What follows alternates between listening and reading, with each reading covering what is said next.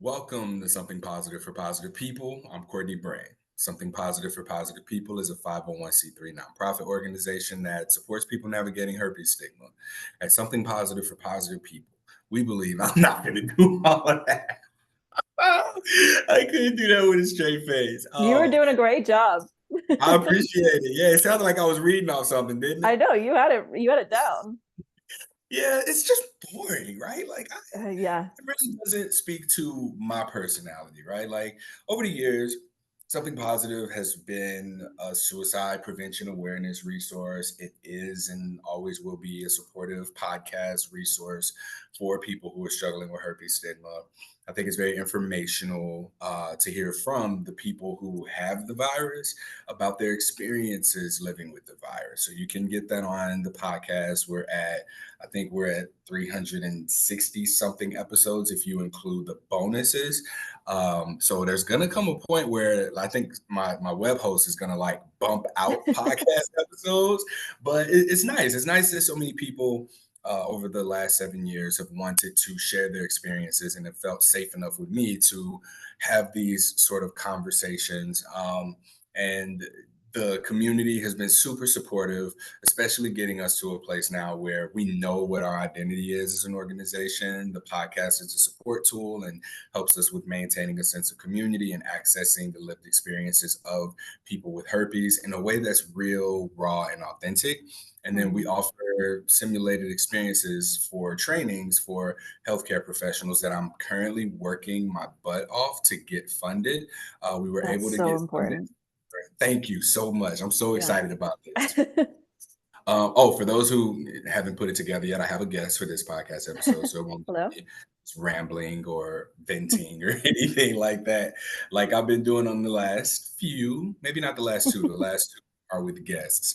Um, but if you're watching this, you'll notice that I changed my shirt. Unlike I said I was going to, so I was like, I got in my second podcast. I was like, oh, I didn't change clothes because these were back-to-back recordings, and I had like a hour gap between my previous one and ours. So I just ran and Mhm. took a shower, threw some clothes on. That's why I got to wear this hat because I can't do anything to my hair until it's dry. And so since it's going to be Yeah. on the internet, I figured I just wear my no stigma hat. Shout out to Wisp, hellowisp.com. I got mine Uh, right here. oh, Mine's you kind of got blown one? out, but I got my hat right here. I Where? know I should put it on. I should put it on. Yeah. I'm Oh, not twins. quite as cute. Not quite as good as yours, but Oh no, still blown mine's out. just it's just worn. That's all. But yeah, the other thing we do is we train health professionals on how to the best practices for taking a sexual history. And we do that with scenarios that have been given to us through people's lived experiences, navigating stigma. And yeah, like I mean, we can, if you're interested in that, please contact me through the website. But we got funding to do this as a pilot with an organization, and we're going to be doing that in February. So between now and then, a lot of what I'll be doing is I'll still do the podcast and really just be preparing for that, because I think that that is the clear direction of Something Positive for Positive People as we move forward. All right, so today's guest is Tara. Do we say Tara or is it Tara? Tara, I'm actually gonna pull this off because my hair is also wet. Oh, I'm gonna do the opposite. Don't need that oh, pushing it down. But yes, Tara Ronsleben. all right. Last I name too. Let's go. yeah. It's on my YouTube and stuff, so it's out there. It is a blessing and a curse of a last name because I'm the only one out there, but it is very difficult to spell. And so a lot of people have some trouble with that. But once you get it right, it makes it very easy to find me. And you can do that on YouTube or Instagram. I'm also under TR Sexuality. I am a sexuality educator. I just finished my master's in sexual health from the University of Minnesota, which is very exciting. I'm also certified in human sexuality. I started with the certification, it grew into the whole master's program. So just finished that up. So that's very exciting. And now I will have the time to get back on to the YouTube and make some more content on the topic as a whole. So All that's right. fun. So when you filled out your form, so anyone listening, I have like a form for people to fill out now, so I can kind of like look over it, make sure that they're okay with having their face out there, what they want to talk about, and we can, stick to topics that they're comfortable with. And I read on yours, I'm looking at it now. It said, "As we talked about dot dot dot," and I was like, not as we talked about. I don't think that was the wording that you used, but when I read it, I was oh, it said we spoke on Instagram about the video I Yeah, posted to, and I was sitting there, I was like, I hope like you weren't I hoped that you weren't hoping that I remembered that conversation. it's fine. Yeah, I'm sure Okay. you get a billion DMs on Instagram. Maybe not a billion. I don't want to say a billion. Enough, I would say, new people. I would say maybe Mhm. about a dozen new people a week. A dozen new Yeah, people a week. Let's. That's probably a fair, accurate assessment. There's been times where it's been way more, and there have been a couple of times where it's been a little bit less. But oftentimes, like that's how it goes. Some people have been following me for a while, and then they'll reach out and say, "Hey, this thing," and we'll end up in the conversation. But for the most part, yeah, about a dozen people. I just actually my episode, which will be out right before yours, I interviewed someone who they reached out to me in 2020, I want to say 2019, 2020, about how to disclose to someone. And we lost contact. And then I looked up, I saw a picture of them. They posted that they were married on their Facebook page. I was like, who the hell is this? And I was about to delete them because I was like, I don't know who this is. And I went to our messages first and I saw the last contact we had was about disclosing. I was like, hey, is this a person that you? She's like, oh my God, yeah, we got to catch up. So we caught up and did our amazing. most recent podcast. So it's always nice when little things like that sort of happen. And that's partially why like I always want to talk to everybody. Anybody who reaches out, I want to make sure to, be the person that engages with them. I never want for there to be like a middleman or like a social media manager, but I think that that would have to come at some point. At some So point, there's yeah, only so much one person can do. I try so hard to like not look like I do a lot, but it's a lot. It's a lot. It's a It's a lot. lot. And as like money's coming in and we've got memberships, I'm able to do some things better. Like right now, there's someone who's working on a rebrand for the website and coming out with a logo for like something similar to the No Stigma hats, but just like some type of apparel that emphasizes minimizing stigma. So we're playing around with some different designs. We ain't got to do all that. Like this ain't supposed to be this episode. Let me stop. So let's start with how we found each other. I think you kind of introduced yourself with what you have Yes. going on, but if you So, want a clear um, introduction, I please. know I met Dakota Rampin, who was a host at one of your events recently, a presenter at one of your events. Um, I met her very briefly at an event called Sex Down South, which is a sexuality conference well, the main one is in Atlanta. I'm Texas based. I'm in DFW. This was a pop-up event prior to that in Miami. Um, but we exchanged socials. That was about as much as we had a chance to talk. Um, but then I saw her posting about your event, and so I made my way over to your page and was telling you that I thought it was really important. And we spoke a bit because one of my videos on my YouTube, it is still quite small, my YouTube channel, but one of the videos that really took off because of the stigma is a one on herpes, because on YouTube, the more people comment, the more it's going to get pushed out to other people. And that was the one that had the most conversation in the comments, the most responses. um and it kind of just proved the point of the video as well, which was about destigmatization. um but it was really interesting to kind of see it is a thing that is um lovely and also kind of a barrier when you're surrounded by other people in communities like ours that are, very well informed and trauma educated and open, that you get this bubble of being like, oh yeah, everyone understands that there isn't this stigma. And then you go outside of that bubble and you go, oh no, it definitely hasn't moved an inch. So it that was kind of how we started talking. Was I had previous experience with doing a video on herpes and the history of the stigmatization of herpes. So that was how we connected initially. Yeah. So you're an educator, and this was part of you educating, right? So is that what you would say your motivation was about coming out with your own experience too? Yeah, I think I grew up in a background. My parents are lovely, but they, grew up in environments where it was not a topic of conversation. Like anything related to sex was not something you discussed at home. I mean, my mom didn't even want to tell me what a period was. Like it was that level of like, this is not a thing we talk about.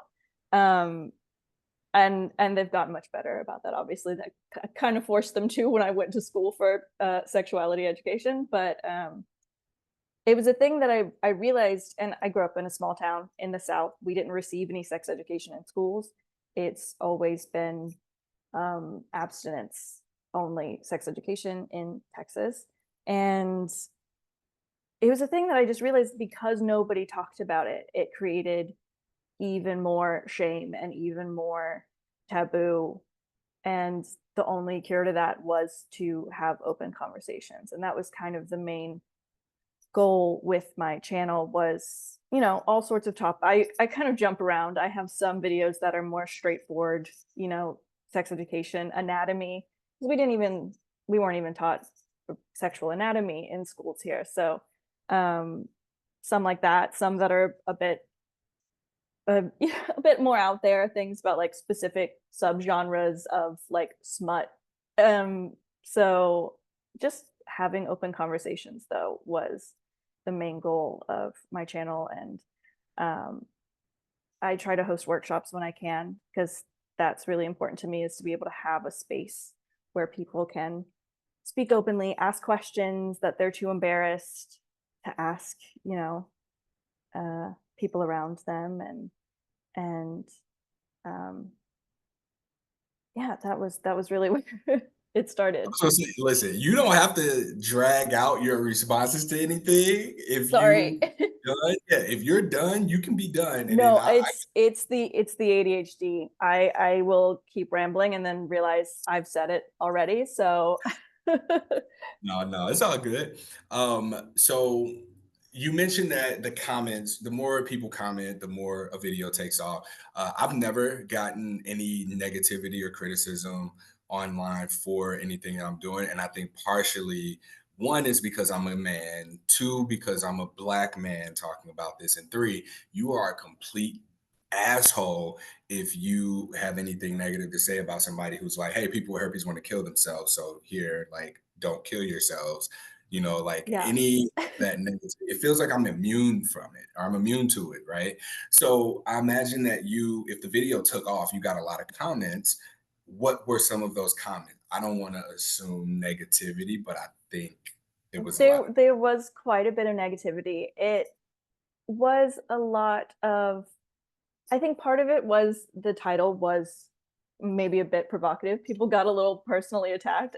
The title of the video is "I have herpes and you probably do too," um, which I think is a fair statement based on the stats we have about HSV. But a lot of the comments were quite defensive. A lot of people clearly hadn't watched the video. Maybe they just read the title and immediately commented.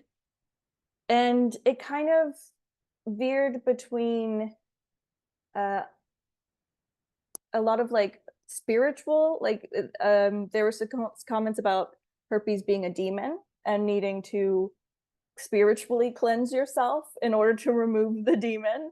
And I'm like, listen, have an exorcism if you want, but also go to Planned Parenthood and get yourself an antiviral prescription. We can do both here. And then there were definitely some like slut shaming sort of comments as well, which is something that comes with the territory in at least that side, especially for a woman making videos on the topic of sexuality as a whole.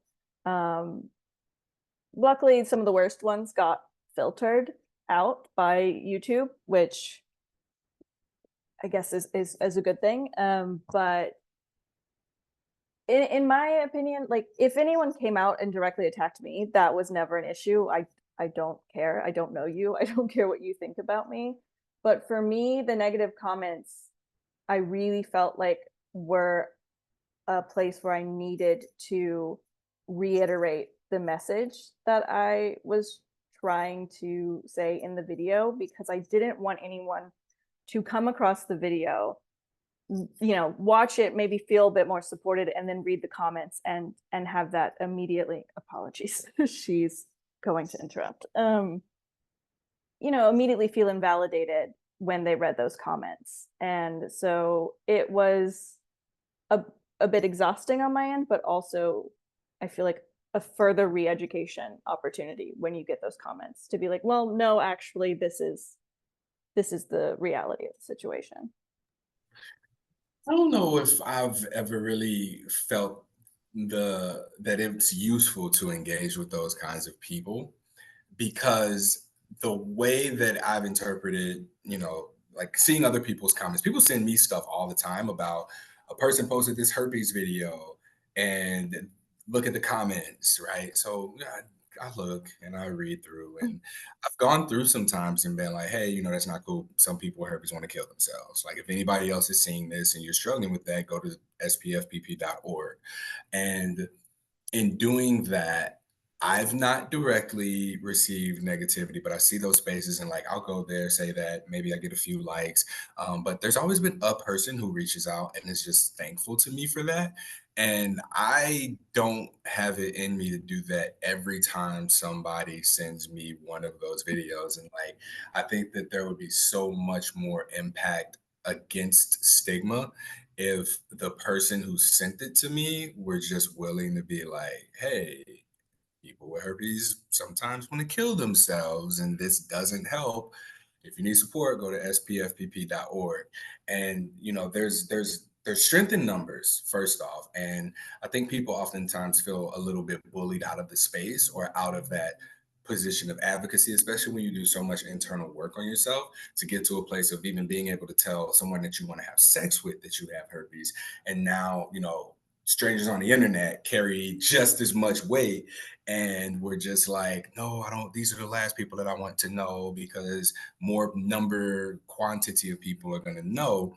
And then I don't know what people think is going to happen, but you've received this criticism yourself in your comments, right? And what's happened to you? I mean, there's definitely a point where you have to be like, there's no arguing with this person. That some people are just set, and the more you try and educate, the more they're gonna double down. But I think it has been a situation where I have also received people from those sorts of comments who were like, hey, thank you for, correcting that, or thank you for this. And it is a thing that at first really bothered me. I would get kind of in my head about making sure that I had to correct these people. Like they're not telling the truth. They don't understand. And then after a certain point, I was like, no, my mental health is gonna be the priority here, because unless my mental health is there, I'm not going to be able to continue making the videos. And there are plenty of other comments in there that were people who were, supportive or agreeing or offering other resources. And I think that's really um, encouraging to see. Mhm. Yeah. And in this advocacy space, like, have you planned to be an advocate for herpes education, or is this just a part of the work that you do, especially as a sex educator? Sex Yes. educator? Yeah. Okay. Um, no, I never went in specifically to say anything about herpes. I think it was that video specifically came up because I was having an outbreak myself. I mean, you can see I have HSV1, oral HSV1. It's something I've had since I was a child. I have no idea when I contracted it, but I even put a picture of my cold sore in the thumbnail of the video, and it was something that I was dealing with at the time. So I said, let's talk about this. And my undergrad degree is actually in creative writing. My dad's a big history buff, so like I'm really into the story of things. I want to know why the message that we have now is the message that we have. Where did this come from? And it turned into this really fascinating look at how this sort of stigma sort of blew up out of nowhere. It became this manufactured fear that we've all had, despite the fact that herpes is a virus that's existed since people have existed. And the difference between the way we react to something like herpes versus the chicken pox, which is also a herpes zoster virus, right? Nobody's gonna shame you for having had the chicken pox at some point in your life.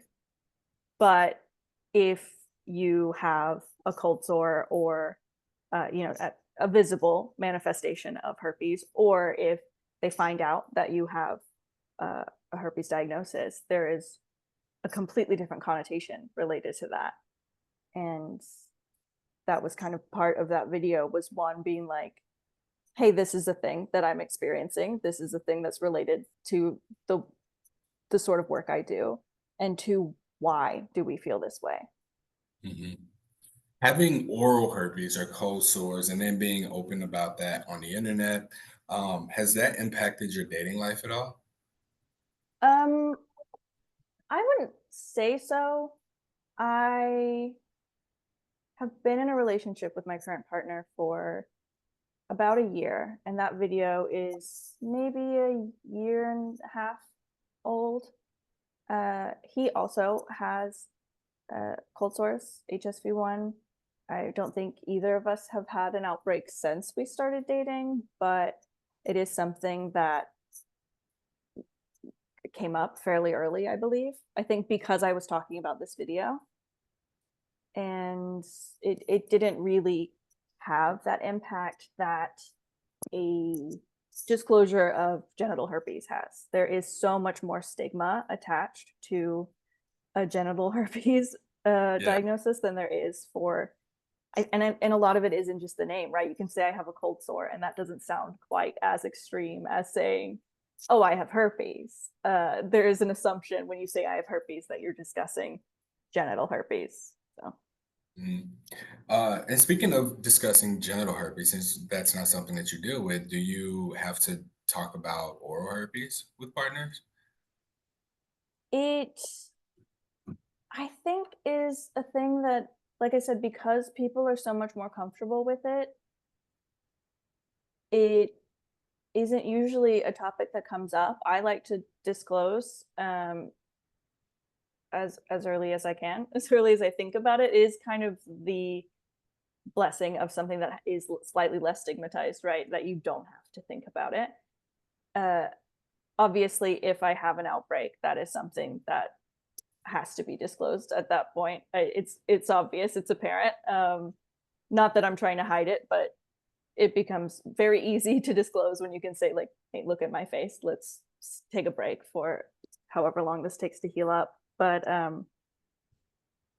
it's, like I said, I've not really been in the dating world in the last, since that video, but I've Oh, had, did you have herpes before the video? yes, Or yes. how long before the video did you have herpes? I mean, I honestly don't know when. It was something I contracted as a child. And I think that was a big thing in the comments, right? Was this assumption that if you have herpes, well, this conflation of herpes with STIs. mhm. This, everyone, one of the arguments I made, like I said earlier, was that nobody's going to shame you for having chickenpox, but they are going to shame you for having herpes. And some of the comments were saying, well, yes, because you have a choice in engaging in sexual activity. And first of all, not everyone has a choice. There are Thank you. plenty of situations where someone has not consented, or maybe not had the informed consent. And second of all, who cares if you chose to have sex? Like that's a moral judgment that has nothing to do with the reality of a virus. In the same way, if you have the flu, you're going to stay away from people and try not to transmit it, but nobody's going to tell you you're a bad person because you have the flu. But as soon as you add sex into the equation, people immediately pull in this like intense moral judgment of I'm clean and you're unclean, which is such dangerous rhetoric around anything, the topic of sexuality, the topic of health. It's not useful. No. And you earlier spoke to the quality of sex education that we've received, or lack thereof, or poor quality thereof. What do you envision, you know, if more, I guess, people were exposed to this kind of information, or if the sex education that we receive was better? How do you think that that would help, or how would it affect STI prevention efforts and programs? I think the cure to shame is education. The cure to shame is open conversations, and shame is such a strong barrier for people reaching out and getting help, getting medical care, getting tested, because a lot of people would rather be in denial than have a confirmed diagnosis. But there's so much shame involved in getting tested, and there's also so much shame in other people knowing you're getting tested, and shame in disclosing, and sex as a whole has a lot of shame attached to it in our culture. As I said, especially in the South, especially when you're not having the education, you're receiving a lot of messaging around sexuality and moral messaging around sexuality. The cure to all of that is to talk about it and to be educated on it. And who's more like, whose responsibility is it? Do we put it on teachers in schools at young ages? Do we put it on STI prevention, health professionals, or do we put it on the people? And like, when I was talking to Dr. Nas, whose episode would have been 2 episodes before this one, that was kind of one of the things that we spoke about. We spoke about like layering it. Just like how Dakota Rampin, who's on Instagram at Get Real with Dakota, she shared that in her stigma minimization talk for youth education, that we should incorporate, boundary setting for encouraging youth to be able to speak about their needs, what safety feels like to them, what communicating about their health means, what things they like, what things they don't like.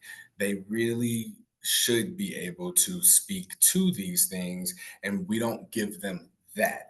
If they had that, then we can layer on other things that will begin to apply once they shift into the age ranges of going into relationships and navigating those friendships, relationships in that way. So I asked just to kind of see what your thoughts were on what that could look like.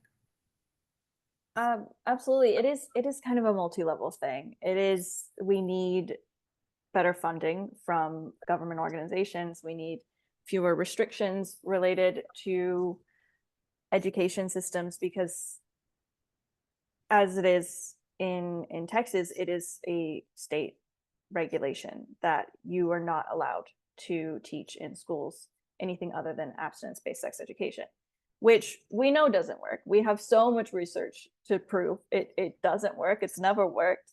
In fact, it usually increases STI rates and teen pregnancy rates. So, whether you go from the top down and change policy related to that, but there's also community outreach and parent level. I mean, it is at every level where we just need to be more comfortable having these conversations. Like Dakota said, creating these baseline understandings for children of their anatomy, the correct terms for their anatomy, so that they can communicate correctly about anything that happens to them or anything that they do. Being able to have conversations around boundaries and consent, and then moving up into conversations around healthy relationships, communication, protection, all of those things. And also recognition that sexual health is just an element of your health. Sexual health is a right. Sexual health is no different from any other part of your physical health, and there doesn't need to be a moral stigma attached to it. Yeah, I think that we do a lot of disservice. I think we actually make it worse. I say this pretty often that, and when I say we as in the general population of adults who are in the sex education space that have limited, what you said, funding, that are limited to only being able to talk about uh, um, abstinence only sex education as well. And our backs are kind of against the wall because if we've got these regulations, right, how do we do anything about stigma, especially in these places where it's so rampant? And it's so rampant because of misinformation or lack of education, the dishonesty, the withholding of information, because this abstinence only sex education is not doing anything for um, teen pregnancies or unwanted pregnancies. It's not doing anything for minimizing or reducing STI cases, right? So we we're doing so much working around where if we just got the support that we needed from the institutions, from the parents, like we everybody likes to think, not my child, not my child. And I believe that a lot of parents are thinking that what sex educators talk to youth about is how to have sex. And no, that's not the case. Like they're very misinformed about sex education being intercourse education. No, porn is way more accessible for intercourse education. And even there's another conversation to be had regarding that. So I don't really know what can be done for these abstinence only, pro abstinence only places, other than that this just feeds into a perfectly designed system that perpetuates this cycle of these unwanted pregnancies or these unplanned pregnancies, as well as these continuing STI rates that fuel these ecosystems of the public health field or the health education. I don't know, but there's something to be said there. And that was a huge part of why I wanted to make content online. I feel like in places where you're not able to access that information in schools or from your parents, what are you going to do? You're going to Google it. And there's so much misinformation online as well. I wanted to create a space where the education that was there was researched and backed up and accurate to the best of my abilities and interesting as well. Kids aren't going to be reading CDC recommendations for sexual health, but they might watch a video if it seems interesting to them. hmm I would like for you to, of course, send me that video so that I can share it. And then, yeah, it'd be interesting to see like what's been going on with that lately, um, especially as more people. Like I see the search history of not her search history, but I see the analytics for people who search for something positive for positive people. And interesting enough, Texas, um, and Texas, Florida are two of the top states, and Georgia. And these are, I believe, where we see a lot of this abstinence only sex Mm-hmm. education. Um, and these are where some of the most searches for herpes are being done. So it's actually, spot on that this is something that's contributing to the necessity of something positive for positive people. And it shouldn't be. Right. And the other part of the policy is that it limits the resources that you have in person in places like Texas and Florida and Georgia, because a lot of Planned Parenthoods had to shut down. A lot of community centers don't have the funding or have to fight policies in order to continue running their business, and it just isn't profitable enough to continue to serve the communities. there's only so much you can do without any funding. And luckily, I am in uh, a more metropolitan area in Texas. I'm in the Dallas Fort Worth area, and we have some resources, but so much of Texas is rural. And like I said, I grew up in a very small town. I would have had to have driven at least an hour to go to a Planned Parenthood or any sort of sexual health clinic like that if Yeah. I didn't have access to a car or money, or I had super restrictive parents that I was trying to work around. That's just not an option for a lot of people, whether they're adolescents or adults. If you're working all day, like, you're not necessarily going to be able to receive in-person resources in areas where they're just not accessible. So it makes online work as dicey as it can get online, with censored, YouTube censors some of my videos. I don't know if you deal with that at all with your content, if you run into a lot of having to like write your words wrong in order to get it not censored, that sort of thing. Yeah.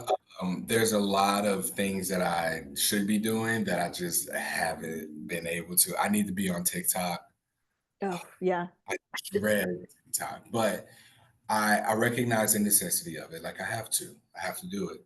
And at the end of it all, right? What's most important is that the information be there so that those who need it can find it when they need it, more so than for it to, be done right. Like I'd rather be consistent than have it perfect, right? Hmm. That's my, like, philosophy on all of this as far as putting the content out.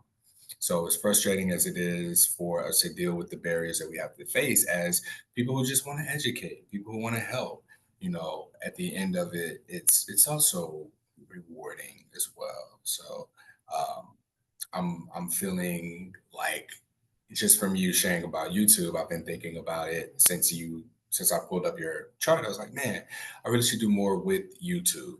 I have the podcast, people find it.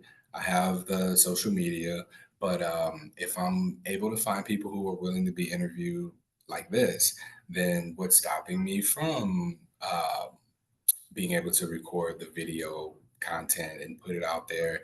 Who knows? Maybe somebody who's like interested in or connected to giving us some funding may listen. Somebody who's like feeling really driven to help, wants to give a donation, or somebody wants to share their story on a podcast, right? So I feel that, and I thank you for being willing and able to reconnect with me so that we can arrange the time to have this conversation too. Yeah. Yeah. Thank you. Uh, Yeah. do you find that the more in-person work you do feels, I don't want to say more validating, because it's validating in a different way, right? To do in-person work, to see an actual reaction on someone's face versus receiving comments on the internet. But how do you feel like it's different for you? Because I've also done some in-person work, and it is a very different environment. I think online, people have more safety and anonymity. And I ain't gonna say they trust you more, but like there's more rapport that can be built. I don't really know how long somebody's been engaging with something positive for positive people. And oftentimes I think others might feel like they know me a lot better than they actually do. Right. So they're like, oh my God, I heard you say everything there is to say about herpes. Like, I feel like we know each other. It's like, yeah, but what about the other 99.9% of my life? Like, this is so insignificant to me. In terms of what is a priority in my life, right? Like, when I think about, virtually and engaging with people online, I think that it's quantity. It's a lot of people, high volume. We don't really have a lot of time to engage and interact. And in those brief interactions, right? Like, some people might say, "Oh my God, I didn't expect you to message me back." I'm like, well, why wouldn't I? Right? And then when it's in person, the amount of the amount of emotions that I would say a person might need to navigate in order to show up. I remember I hosted a herpes disclosure workshop in New York City. About 14 people showed up in person and 60 people total signed up. And I want to say about 40 showed up online. And one of the guys who came, like we messaged over Instagram briefly, and then he showed up, and I know how hard that was for him. He was like, "No, I don't want to be on a camera. Like, I don't want to nobody talk to me." And as he felt more comfortable with me talking and other people, like getting others involved and people sharing their experiences, he's like, "Man, you know what? Fuck it. I'd be on camera. Let's all take a picture together, right?" And it was that. I don't think I get that online. I don't get the Mhm. the evolution from like shoulders down, hunched forward, kind of hiding to leaning in, being engaged, to being a little bit like, do I want to say something? To finally recognizing that it's okay for them to exist. It's okay for them to be there. And that is probably what I get out of in-person stuff more is the actual in-person transformative Mhm. happening of a person's experience from the time that they show up to the time that they show up for themselves. Yeah, I Before, have thank you. done. Yeah, of course. Um, I've done a few in-person events, mostly through some LGBTQ youth centers. Like one I did, I think a year ago, maybe like 6 months ago. I'm not sure exactly when. Was a workshop for parents of uh, queer or gender nonconforming youth in order to have that conversation with their kids about sex. Because, if parents have never received sex ed, which they probably haven't if they grew up here, how are they supposed to communicate with their kids about it? How are they supposed to have, the talk or have, continuous talks as you should really be doing, especially when it comes to parents of queer or trans kids? Like, you're definitely not getting that sex education. And it's probably not something that you've experienced either. You don't have your own experiences. So, doing that in person event, it was very different to see the engagement in person, And when you're doing a YouTube video, you do the whole thing and then maybe someone says something to you later and you don't get the immediate back and forth. You don't get the immediate faces lighting up when they understand something or they're learning something new. And it is both validating, both incredibly important, but it is a very interesting difference between the two types of work. Yeah, I like the in person, and we gained a bit from COVID and we lost a bit from COVID. We gained, more quality online virtual opportunities to engage when it makes sense. Um, and we're now at a place where there's such a desire for that. I think people need that in person, that presence. People are longing for that because there was so much time where we one couldn't have that, and two, like for the time that we didn't get that, um, I think that the need for it became much more prevalent, right? Like we are longing to connect with other people who are like us. We want community. We need that. Like I think that we really have recognized the importance of it, being able to heal in community, and that's one of the things that I would say through something positive for positive people that we've been able to cultivate is some aspect of community. One person who's listening to me and you have a conversation may feel more seen and more of a sense of community and connectedness than they feel with their best friends or in their relationship or with their family. And I think that this offers that kind of an opportunity. But if we're able to, get in person with a dozen other people who all have this shared experience, who, the need to talk about this is irrelevant because we're just so present to whatever it is that's happening. We're able to more so engage with that thing than, and we don't really care about anything else. Mhm. Mic drop. So Tara, is there anything else that you want to leave us with? Do you have any other questions for me? I think that this was a good conversation, particularly from a lens of the importance of sexuality education, the importance of being able to have conversations, even not just with youth, but or not just in a classroom setting, but even in the general public, right? Like anybody can engage on the internet when they see these comments. If you're in a place to do so, I'm not asking that anybody like do that emotional labor without, knowing where they are. Like I ain't saying just jump out there and start commenting on stuff, ripping people a new one. But I think that it's more effective. Like my energy can go towards the bigger picture of what this movement is, which is cultivating community, organizing, and going to the healthcare organizations directly so that we can have them be better equipped for engaging with somebody with herpes or the general public about how to talk about their sexual health. And I would really like to see more people just get involved. I'd like to see that. Oh, Yeah, that I think. all that to say, do you have anything else? No, I second everything you just said. It is so much about having those conversations, and it doesn't necessarily have to be commenting online. That can be quite harrowing place for a lot of people.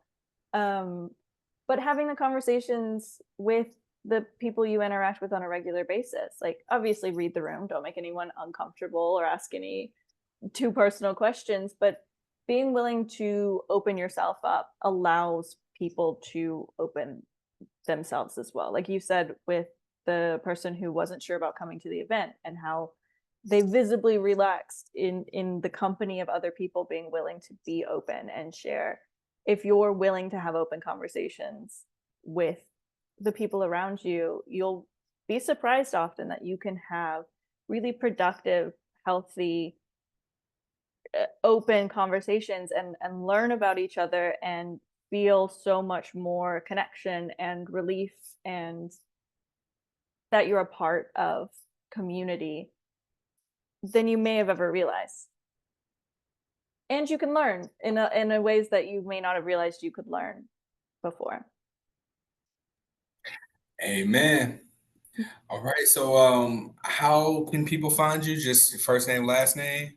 Yes, you can either just look up Tara Ronsleben, Tara. The last name is Ransleben, or TR Sexuality. TR_sexuality is my Instagram. That has links to everything there. So that's probably a bit easier. TR_sexuality is the Instagram. Links from there. Perfect. All right. Well, thank you. Thank you so much for your time. Thank you for being willing to be a guest on the podcast. If you can stay on just for a bit after I do the outro, we can debrief a bit. Okay. Okay. Thank you. Perfect. All right, y'all. That concludes this episode of Something Positive for Positive People. Please like, rate, review, share, subscribe to this podcast. You can also donate to continue to support our cause. We are working towards being able to conduct these simulations in a way that we can record it, talk about it, take data, so that we can present this to the CDC and be like, yo, we're training healthcare professionals on taking the history. Like, give us funding so that we can do this in a way that minimizes new infections by teaching people how to talk about their sexual health as well as talk about it with their patients. So, yeah, we're working towards that. The podcast is up. Please continue to listen. If you want to be a guest, you can visit the podcast tab, spfpp.org/podcast today, and just fill in that form for me. And I got you. I got you. We can have a conversation like this one, or if you want to talk about, something else under the realm of your herpes diagnosis, honestly, or if it's something else. Like if anybody finds this podcast, I know that herpes is generally the topic of discussion, but that's not the entirety of it, right? Like we had episodes about just relationships and dating. So don't be afraid to reach out and see what we can come together and co-create with. Come together and co-create with. I said that wrong. But anyway, all right, y'all. That's it. Don't forget, we've got September 29th, NYC. Hit me up, space. It's going to be the Safe Sex Expo. This is going to be a great time. We're reaching out to sponsors and vendors now. We got the space secured, and now we got the workshop presenters as well. So we'll see what we come up with as far as vendors and the marketing materials. That's on the website, spfpp.org/events. And you can scroll down to see what interests you. And if you can join in person, join us in person in New York City on September 29th, which is a Sunday, at the Safe Sex Expo. Till next time.